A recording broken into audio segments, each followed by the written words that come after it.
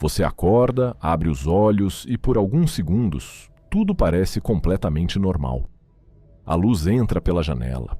O ambiente ao seu redor está intacto. O mundo ainda está lá aparentemente igual. Mas existe uma coisa que você ainda não percebeu. Algo mudou. Não de forma visível, não de forma óbvia, mas mudou.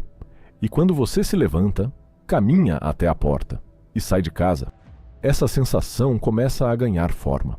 A rua está silenciosa. Não um silêncio comum. Não aquele silêncio de manhã cedo ou de um domingo tranquilo. É um silêncio pesado. Um silêncio que incomoda. Nenhuma voz, nenhum passo, nenhum movimento. Você anda alguns metros tentando entender, olhando ao redor, esperando ver alguém. Qualquer pessoa. Mas não tem ninguém. As casas estão fechadas. Todas. Uma depois da outra. Portas trancadas, janelas lacradas. Nenhuma atividade. E então, vem o momento em que o seu cérebro tenta negar o que está acontecendo. Isso não faz sentido. Isso não é normal. E aí vem a pergunta que muda tudo. Onde está todo mundo? Agora, eu quero que você pare por um segundo e imagine isso com clareza.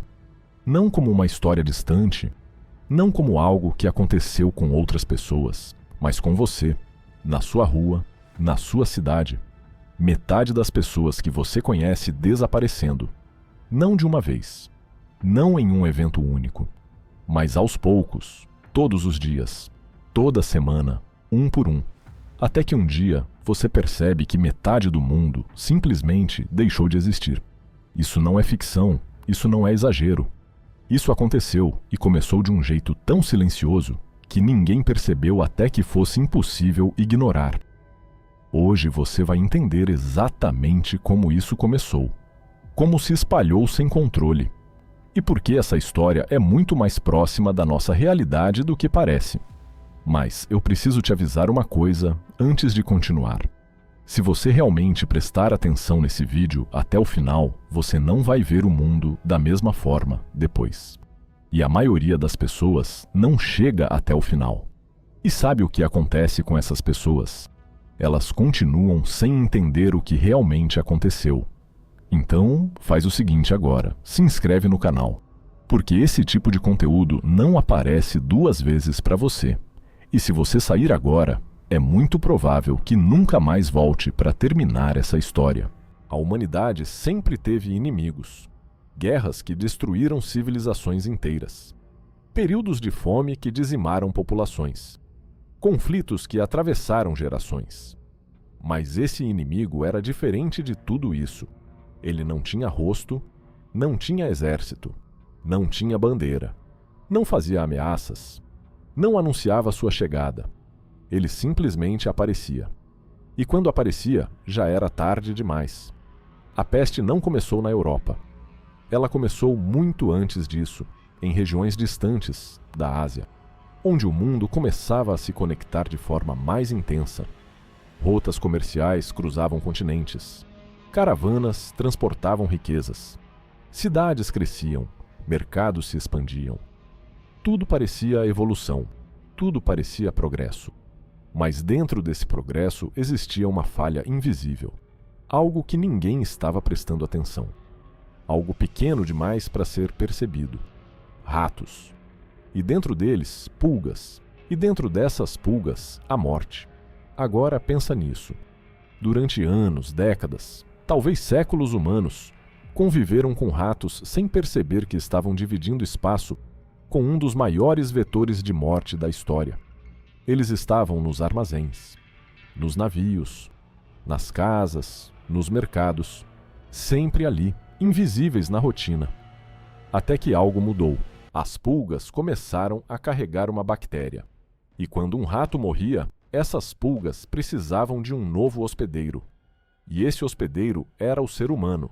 E nesse momento, sem nenhum alarde, sem nenhuma explosão, sem nenhum sinal visível, a maior pandemia da história começou.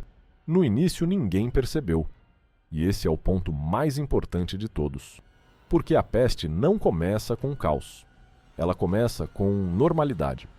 Pessoas adoecem como sempre adoeceram. febre, fraqueza, dores.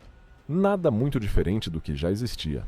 Mas então, algo começa a fugir do padrão. Os sintomas evoluem rápido demais.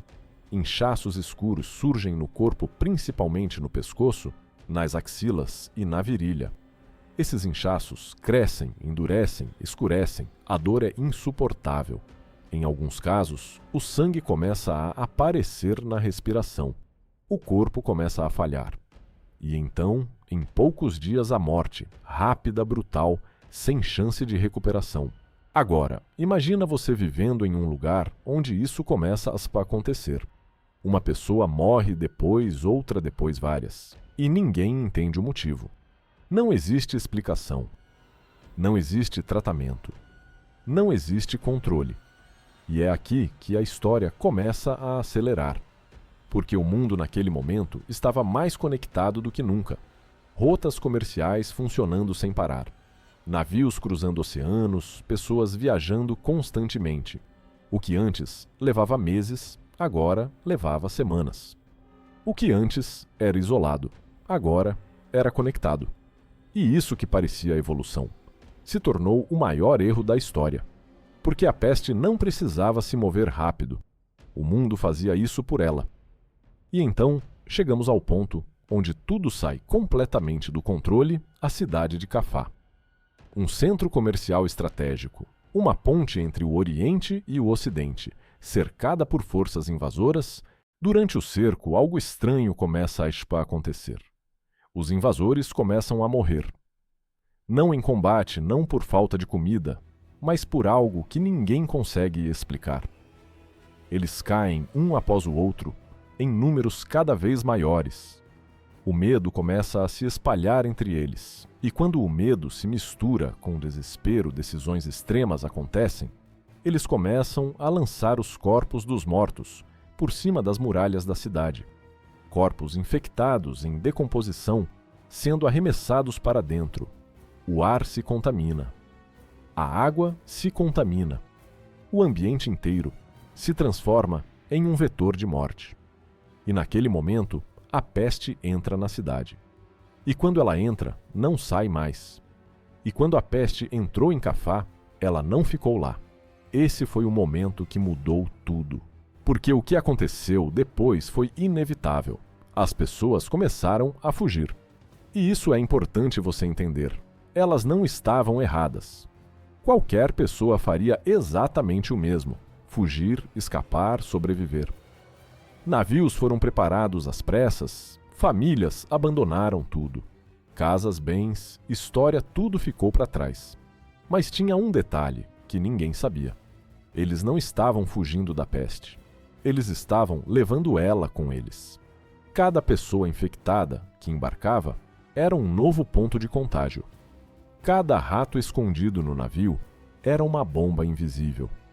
E cada porto que recebia esses navios estava prestes a viver um pesadelo. Agora, presta atenção no que acontece daqui para frente, porque aqui a história deixa de ser controlável.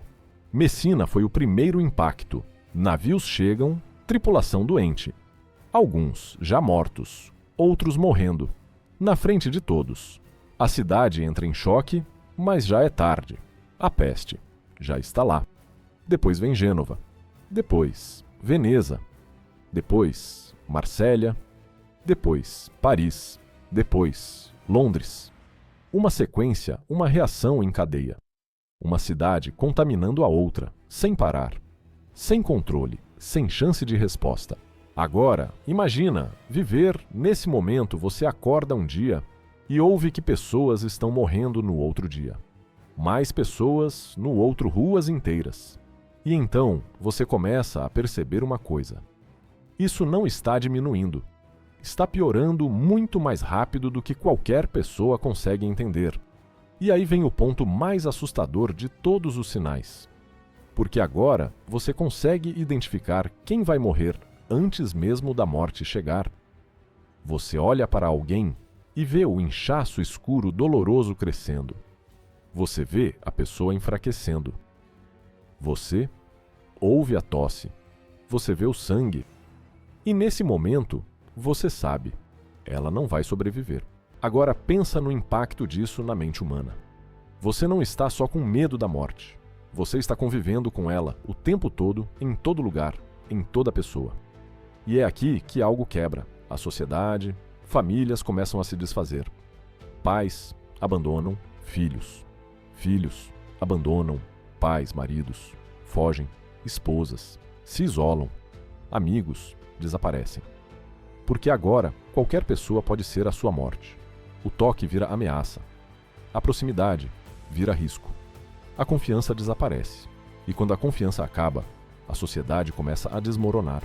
Agora, imagina as cidades antes cheias vivas, movimentadas, agora silenciosas, com corpos nas ruas, cemitérios lotados, sem espaço. Valas comuns sendo abertas, sem cerimônia, sem despedida, sem dignidade, só pressa porque os mortos não param de chegar. E o cheiro da decomposição se torna constante. Você não escapa. Você respira aquilo. Você vive dentro daquilo. E o único som que continua são os sinos funerários, tocando sem parar, todos os dias, o dia inteiro. Agora vamos mais fundo. Cidades como Edimburgo, onde o desespero chegou a outro nível. Casas começaram a ser lacradas, com pessoas dentro doentes e saudáveis. Juntos, sem saída, sem ajuda, sem escolha. Uma sentença de morte coletiva, agora. Pensa na cena. Você dentro de casa, alguém começa a adoecer. Você sabe o que vai acontecer e sabe que não pode sair. Você está preso, esperando, sem saber, se você vai ser o próximo. Isso não é doença. Isso é terror psicológico constante. E quando o ser humano chega nesse ponto, ele muda e muda rápido. Quando ninguém entende o que está acontecendo, as pessoas começam a criar explicações.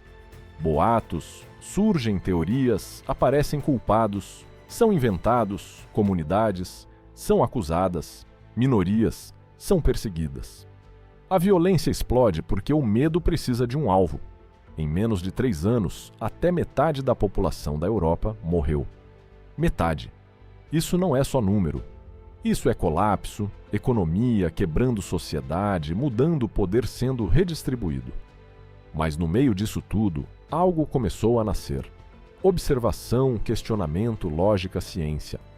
E agora fica a pergunta: se isso aconteceu antes, o que impede de acontecer de novo? O mundo hoje é mais rápido, mais conectado, mais vulnerável. Isso não é só história, isso é um aviso. Então se inscreve agora, porque esse canal é para quem quer entender de verdade e comenta: eu sobreviveria. Se você acha que conseguiria passar por isso.